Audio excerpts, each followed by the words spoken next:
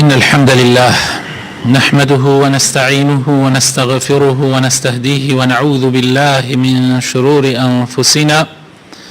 ومن سيئات أعمالنا. من يهده الله فلا مضل له ومن يضلل فلا هادي له، وأشهد أن لا إله إلا الله وحده لا شريك له، وأشهد أن محمدا عبده ورسوله. يا أيها الذين آمنوا اتقوا الله حق تقاته ولا تموتن إلا وأنتم مسلمون. أما بعد، فإن أصدق الكلام كتاب الله، وخير الهدي هدي محمد صلى الله عليه وسلم، وشر الأمور محدثاتها، وكل محدثة بدعة، وكل بدعة ضلالة، وكل ضلالة في النار. مسلمان بەڕێزەکان، دەستگیرە باسەکانی پێغەمبەرناسیە. ئەمڕۆ باسی ئەولادەکانی پێغەمبەری خوا ئەکەین صلی الله عليه وسلم. پێغەمبەری خوا چەند مناڵی بووە، پاشان ئینشاء الله ئەگەر خوا یار بێ لە هەفتەی داهاتووە باسی شێوازی معاملەکردن و هەڵسوکەوتی پێغەمبەری خوا ئەکەین صلی الله عليه وسلم لەگەڵ مناڵەکانی، لەگەڵ ئەولادەکانی. بڕێزانم،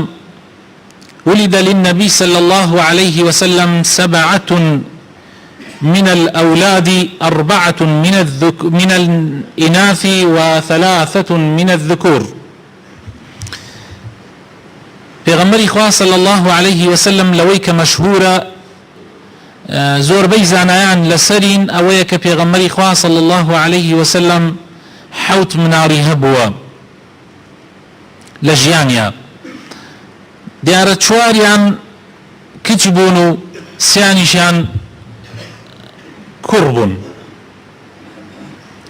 کچەکانی پێغەمبەری خوا صلى الله عليه وسلم گەورەکانیان یان لە گەورەکەیان و دەستی پێ ئەکەین بەنات الرسول صلى الله عليه وسلم. ئەکبەرهن زەینەب، کە زەینەب کچە گەورەی پێغەمبەر بووە صلى الله عليه وسلم لە خاتو خەدیجە. پێغەمبەری خوا صلى الله عليه وسلم 6 مناڵ لە مناڵەکانی لە خەدیجە بووە. 6 مناڵ لە مناڵەکانی لە خەدیجە بووە، 4 کچ، 2 کوڕ و 1 کوڕی تریشی لە ماریە بووە و لە باقی ژنەکانی تر مناڵی نەبووە. زەینەب مناڵە گەورەی پێغەمبەر بوو صلى الله عليه وسلم. پێشی ئیسلام شووی کردوتە، یعنی پێش ئەوەی وحی بۆ پێغەمبەر بێ صلى الله عليه وسلم، پێش پێغەمبەرایەتی پێغەمبەری خوا صلى الله عليه وسلم، شووی کردوتە ئەبی العاسی کوڕی ڕەبیع کە خزمی خۆی بووە و خاڵۆزای خۆی بووە. پاش ئەوەی کە پێغەمبەری خوا ئەبێ بە پێغەمبەر ڕازی نابێ تەلاقی بدا، وەکو کوڕەکانی ئەبو لەهەب نەبوو کە 2 کچی پێغەمبەریان صلى الله عليه وسلم مارە بڕی بوو. کاتێک کە پێغەمبەری خوا صلى الله عليه وسلم بووە پێغەمبەر، ئەبو لەهەبی باوکیان ئەمری پیان کرد و داوای لیان کرد هەردووگیان تەلاقدا، یعنی هەردوو کچەکەی پێغەمبەریان صلى الله عليه وسلم تەلاقدا. بەڵام ئەبی العاس تەلاقی نەدا، بەڵام ئەبی العاس خۆی لەسەر مشریکی و بێباوەڕی مایەوە هەتا پێغەمبەری خوا صلى الله عليه وسلم کۆچی کرد بۆ مەدینە. ئەو ڕازی نەبوو زەینەبی کچی پێغەمبەر صلى الله عليه وسلم بڕوات هیجرەت کا و کۆچ بکە بۆ مەدینە. بۆیە زەینەب لە لای مایەوە تا ساڵی 2 کۆچی کە جەنگی گەورە لە بینی مسلمانەکان و لە بینی مشریکەکانی قوڕەیشا ڕوویدا کە جەنگی بەدری کوبرا مەشهورە. لە جەنگی بەدرا ئەبی العاس بە ئەسیری بە دیلی ئەکەوێتە دەستی سوپای ئیسلام. ئەوە بوو بڕیار وابوو کە بە بەرامبەر ئەسیرەکان بەربدرێن، هەر یەکێ شتێک بدات، یعنی ئەوەی کە پارەی هەیە پارە و ئەوەشی کە پارەی نییە مسلمانان فێری خوێنەواری بکات. ئەبی العاس زەینەبی ژنی کە کچی پێغەمبەر بوو صلی الله عليه وسلم لە مەککەوە ملوانکەکەی خۆی نارد وەکو لەباتی ئەوەی کەوا ئەبوالعاص بەربدرێ، بەڵام مسلمانان ئەبوالعاصیان بەردا لەبەر خاتری پێغەمبەری خوا صلی الله عليه وسلم و لەبەر خاتری کچەکەی پێغەمبەری خوا صلی الله عليه وسلم بەبێ بەرامبەر. بەڵام مەرجی پێغەمبەر لەسەر ئەبوالعاص ئەوە بوو کەوا مەجالی زەینەب بدا کۆچ بکە بۆ مەدینە بۆ لای باوکی بۆ لای پێغەمبەری خوا صلی الله عليه وسلم. ئەویش مەرجەکەی پێغەمبەری خوا صلی الله عليه وسلم بەجێهێنا و ئەوە بوو لە ساڵی 2 کۆچی زەینەب گەیشتە مەدینەی پێغەمبەر صلی الله عليه وسلم. بەڵام زەینەب شووی نەکرد لە پاشی ئەوەی کە کۆچی کرد و هەر چاوەڕوانی ئەبوالعاص بوو کە ئیمان بێنێ تا لە سەردەمێک لە سەردەمەکانە لە پاش ئەوە ڕۆژێکیان ئەبوالعاص تجارەتی بۆ قوڕیش ئەکرد، یعنی قافڵەیەکی تجارەت و بازرگانی پێبوو، کەوتە بەر هێڕشی سریەیەکی مسلمانان، قافڵەکەیان گرت، ئەبوالعاص خۆی دەرباز بوو و خۆی گەیاندە مەدینە و خۆی گەیاندە ماڵی زەینەبی خێزانی و پەنای پێبرد و لە ئیسلامیشە هەر کەسێ پەنا بە یەکێک ببا داڵدە بە یەکێ بدا داڵدەی ئەدرێ با کافریش بێ، بۆیە زەینەب داڵدەی دا و لە نوێژی بەیانیە بۆ مسلمانان باسی کرد کەوا من داڵدەی ئەبوالعاصی مێردمم داوە، مسلمانانیش داڵدەیان دا و مەجالیان پێدا و حتا تەنانەت ئەوەیشی کە گیرا بوو لە قافڵەکە پێیان دایەوە و کابرا ڕۆیشتەوە بۆ مەککە، کە ڕۆیشتەوە بۆ مەککە و تجارەتەکەی پێیان دایەوە بە بەشریکەکان، وتی ئەوە من پارەکەتانم هێنایەوە بە سەلامەتی، ماڵەکەتانم هێنایەوە بە سەلامەتی، و هەر لەوەیە شایەتمانی هێنا و بوو بە مسلمان، شایەتمانی هێنا لە لای مشریکەکانە لە مەککە و بوو بە مسلمان و هات کۆچی کرد بۆ مەدینە و هات بۆ خزمەتی پێغەمبەری خوا صلی الله عليه وسلم. پێغەمبەری خوایش زەینەبی خێزانی زەینەبی کچی پێغەمبەر صلی الله عليه وسلم کە خێزانی ئەبوالعاص بوو بۆی گەڕاندەوە. زەینەب لە ژیانی پێغەمبەر صلی الله عليه وسلم وفات ئەکات و مناڵێکی ئەبێ کچێکی ئەبێ کە ئومامەیە، ئەوەیە کە پێغەمبەر صلی الله عليه وسلم ئەی خاتە باوشی خۆی و ئەیگرێتە کۆڵی خۆیەوە، لە کاتی نوێشکردنا ئەیگرێتە کۆڵی خۆیەوە. لە حەدیثی پێغەمبەر هاتووە صلی الله عليه وسلم کەوا پێغەمبەری خوا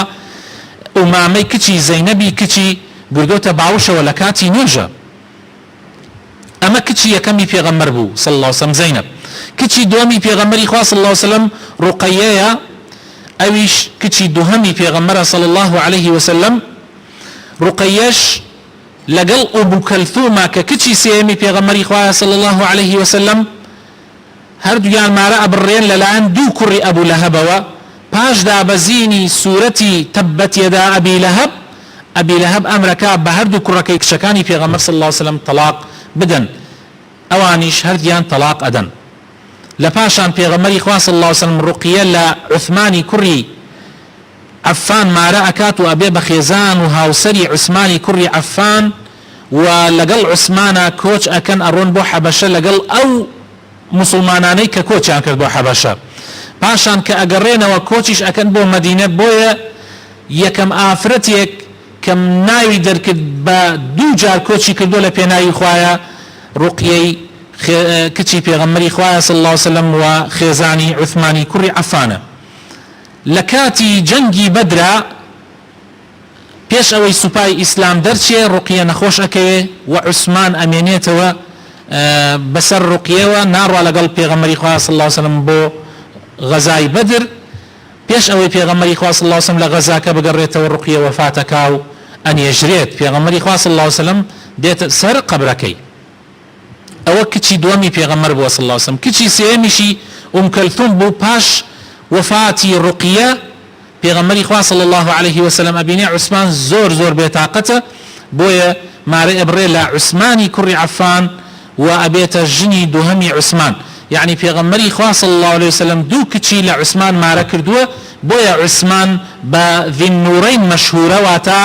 خاوەنی دوو نورەکە، یعنی دوو کچی پێغەمبەری خوا صلی الله عليه وسلم خێزانی بووە. لە ساڵی هەشتی کۆچیش کەلثومیش وفات ئەکات. هەرسێ کچەکەی پێغەمبەر صلی الله عليه وسلم پێشی فاتیمە وفاتیان کردووە لە ژیانی پێغەمبەری خوایە صلی الله عليه وسلم. و فاطمەی ئەمێنێتەوە پێغەمبەری خوا صلی الله عليه وسلم لە کچەکان و لە کوڕەکانی دوا مناری کە ئەمێنێتەوە فاتیمە ئەبێ پێغەمبەری خوا صلی الله عليه وسلم. فاتیمە پێغەمبەری خوا صلی الله عليه وسلم مارەی ئەبڕێ لە عەلی کوڕی ئەبی طالب، ئەبێ بە خێزانی ئیمامی عەلی و لە عەلی چەند مناڵێکی بێ لەوانە حەسەن و حوسەین کە لە ژیانی پێغەمبەر صلی الله عليه وسلم هاتوونەتە دنیاوە، و هەروەها زەینەبیش و کەلثومیش، يعني زەینەبێکی تری ئەبێ، فاتیمە کچێکی بێ ناوێنا زەینەب و کچێکی تریشێ بێ ناوێنا کەلثوم. ئەمە ئەولادەکانی فاتیمە بوونە و لەنەوەی ئەوان ئێستا ئەهل بەیتی پێغەمبەری خوا صلی الله عليه وسلم ماوە، يعني لەنەوەی فاتیمە کە مێردەکەی ئیمامی عەلیە، عەلی کوڕی ئەبی طالب ئامۆزای پێغەمبەری خوا صلی الله عليه وسلم. هەروەها پێغەمبەری خوا صلی الله عليه وسلم سێ کوڕیشی ئەبێت، یەکەمیان قاسم، بەوەش پێغەمبەری خوا صلی الله عليه وسلم کونیەکەی ناوی ئەبول قاسمە یا ئەبەل قاسم. هەر سێم کوڕەکەی پێغەمبەری خوا صلی الله عليه وسلم بە مناڵی وفاتەکەن. قاسم تەمەنی 2 ساڵان وفاتەکە، ئیبراهیم یا پێش ئیبراهیم عەبدوڵڵاشی ئەبێت لە کاتی پێغەمبەرایەتیە، عەبدوڵڵاشی ئەبێ، عەبدوڵڵا کە مەشهورە بە الطاهیر یان بە طەیب مەشهورە، ئەویش هەر لە مناڵیە وفاتەکە، و ئیبراهیمیش کە لە ماریەی خێزانی بووە ئەویش هەر بە مناڵی لە تەمەنی 16 بۆ 17 مانگان وفاتەکە. و پێغەمبەری خوا صلی الله عليه وسلم ئیبراهیمی زۆر خۆشویستووە، و تەنانەت لە حەدیثە هاتووە کە پێغەمبەری خوا صلی الله عليه وسلم بۆ وفاتەکەی زۆر بێتاقەت ئەبێ، و ئەو حەدیثە مەشهورە لەو بارەیەوە هاتووە کە ئەفەرمێ پێغەمبەری خوا صلی الله عليه وسلم ئەی فەرموو ئین العین تدمع، واتا چاو بۆ فیراقی خۆشەویستان فرمێسکی پیا دێتە خوارەوە، و دڵانیش غەمبار ئەبن، ولا نقول إلا ما يرضي ربنا، وتشتك نالين إلا يعني هيج قسيك ناكين لدمان درشي إلا شتيك نبيك خوابي الرازية، وإنا بفراقك يا إبراهيم لمحزونون، وإما بفراقي تو أي إبراهيم زور غمبارين. بو پیغمبری خوا صلی الله عليه وسلم زور غمبار بفراقي إبراهيم كري خۆشەویستەکانم.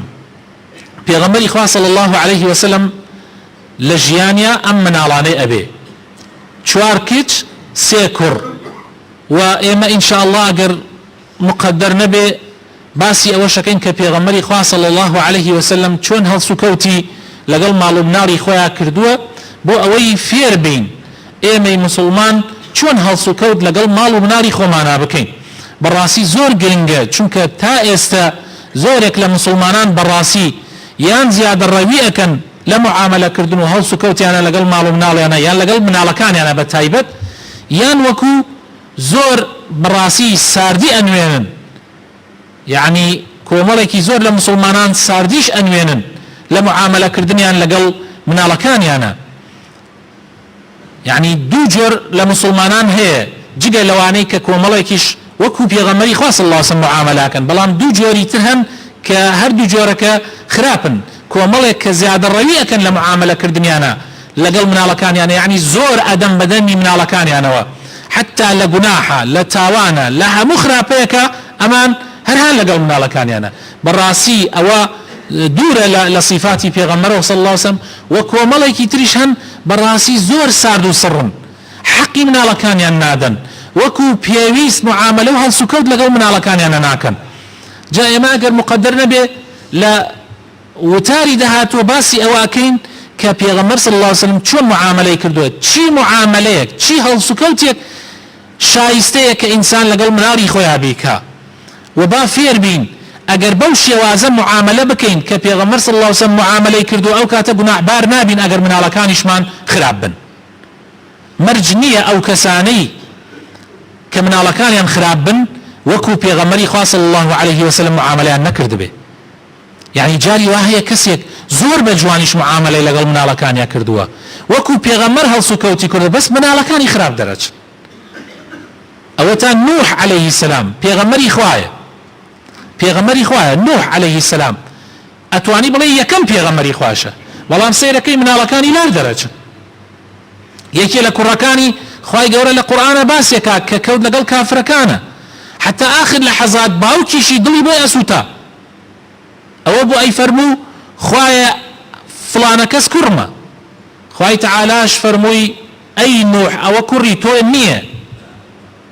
إنه عمل غير صالح مادام لارە مادام ناساڵحە کوڕی تۆ نییە کوڕی تۆ ئەو کەسانن کە ساڵحن يعني جاری وهەیە پێغەمبەرە بەس مناڵەکەی ناساڵحە جاری وهەیە پیاو ساڵحانە ئەولیاکانە پیاو چاکانە مناڵەکانیان بە پێچوانەی خۆیانەوە دەرچوون يعني مەرج نییە کەسێک ئەگەر مناڵەکانی ناساڵح بێ یان مناڵێکی ناساڵح بێ معنای وای خەتای باوکەکە یا خەتای دایکەکە تۆ وەکو پێغەمبەر صلی الله عليه وسلم هەڵسوکەوت کە لەگەڵ ماڵ و مناڵتە ئەگەر ساڵح دەرچوون ئەوە خێری تایە ئین شاء الله تعالی و ئەوە بەرەکەتێکە بۆ تۆ ئەگەریش ساڵح نەبێ مناڵێ لە مناڵەکانت ئەوە هۆکارەکەی تۆ نیت چونکە تۆ ڕێک و پێک معاملەت کردووە خەتاکە لە ئەوانایە بەڵام هەشە معاملەکەی ناڕێکە هەڵسوکەوتەکەی ناڕێکە خۆی ئەبێتە سەبەب ئەوەی مناڵەکانی لار دەرچن ئەو کاتە گوناحبارە بێ ئینسان ئەو ئینسانە حتى ئەگەر مناڵەکانیشی ساڵح دەرچن ئەو هیچ کێرێکی دەست ناکەوێ یعنی زەلامی وامان هەیە زۆر ناڕێکە بەس مناڵێکی زۆر ساڵحیشی هەیە با دڵنیا بێت کە لە ساڵحی ئەوان هیچ خێرێکی دەست ناکەوێ چونکە ئەوەی پێی کرابێ ناڕێکی کردووە بەس مناڵەکەی ساڵح دەرەچێ بەڕەحمەتی خوای پەروەردگار بۆ نمونە ئیبراهیم عليه السلام کوڕی کێ پێغەمبەر ئیبراهیم کوڕی کێ کوڕی ئازەرە ئازەر پیاوێکی بتفرۆش بووە و ئیبراهیمی لە ماڵ دەرکردووە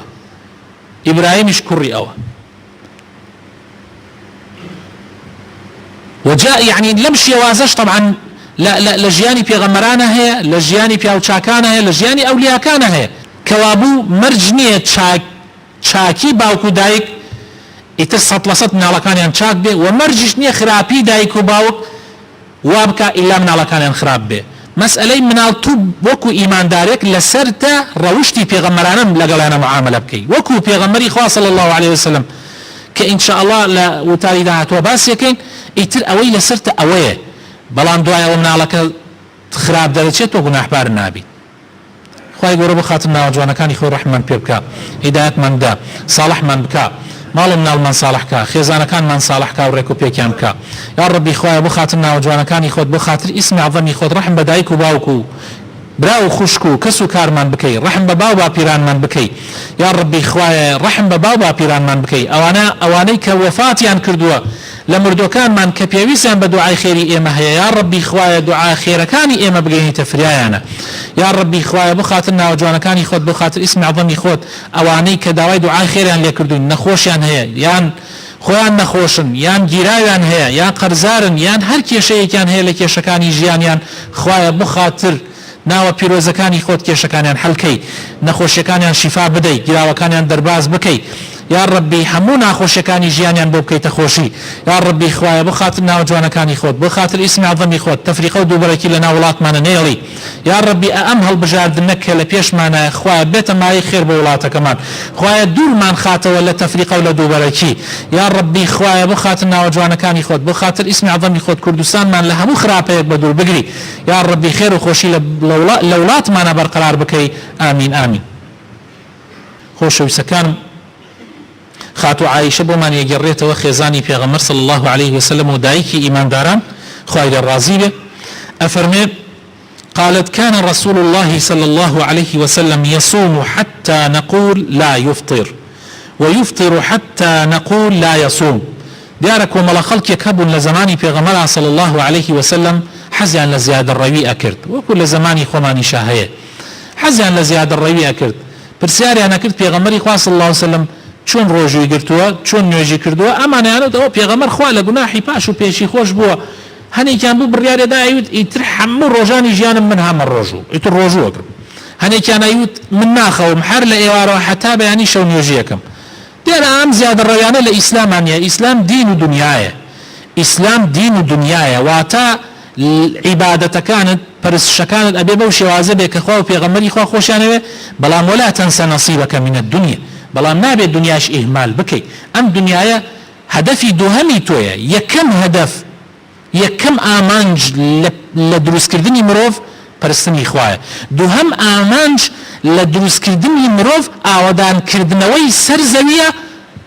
تعمیرکردنی زەویە بەڵام بەو شێوازەی کە خوا ئەیەوێ زۆر مهم نام قسە کەوابوو ئێمە ئەبێت توازن بپارێزین خات و عایشە وەڵامیانەداتەوە ئەفەرمێ پێغەمبەری خوا صلی الله علیه وسلم جاری وا هەبووە وەڵامی ئەو کەسانە داتەوە کە زیادە ڕەوی ئەکەن کە هەر خەریکی شەونێژی و هەر خەریکی ڕۆژوگرتنن ئەمە ئەو شێوە نابێ بەڵکو کاسبیە بێ ئینسان بیکە عیبادەت کاسبیش عیبادەتە بەڕێوەبردنی ماڵ و مناڵ سەرپەرشتیکردنی خەڵک